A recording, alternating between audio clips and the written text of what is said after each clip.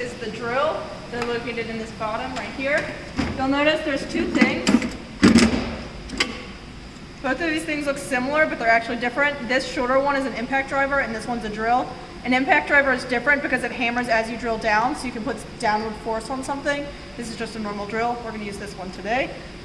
Put that one back. Grab a battery, and then you're going to grab a bit from over there. So I'm just going to grab around the drill bit.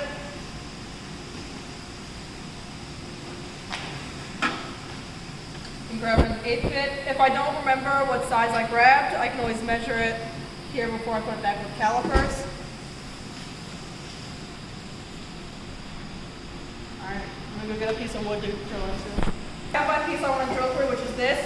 You'll notice I also have this piece, which is a sacrificial piece of wood, so I do not drill into the table. I'm going to say that again. Please do not drill into our tables. Please. So I'm going to put this piece down. I'm going to put this on top, and I'm going to clamp it. Squeeze it to tighten. Squeeze it to tighten. Alright. So I'm going to put my battery in here. If you want to check the charge of a battery, you can hit this button right here, and all 4 lights turned on, so that means it's fully charged. Flip it in. And then here, to put a bit in, this black part tightens and loosens the chuck. So I'm going to put it out a little bit just so to get a little close, and then tighten it onto the bit by screwing it. And you can tighten until you hear a click, and that's how you know it's tight. You also notice right here, you can rotate this. This is the amount of torque that the drill will stop at. So you'll notice if I put it really low at like a 2 and I start spinning it and I hold it, that's so you just don't strip a screw. But if you want the drill to go no matter what, you can put it in drill mode, which is this little icon right here, and it will always drill. This lever right here is to control the speed. So that's 1 speed, that's 2 speed. We can leave it in 1 or 2, it doesn't matter. We're gonna put it in 2.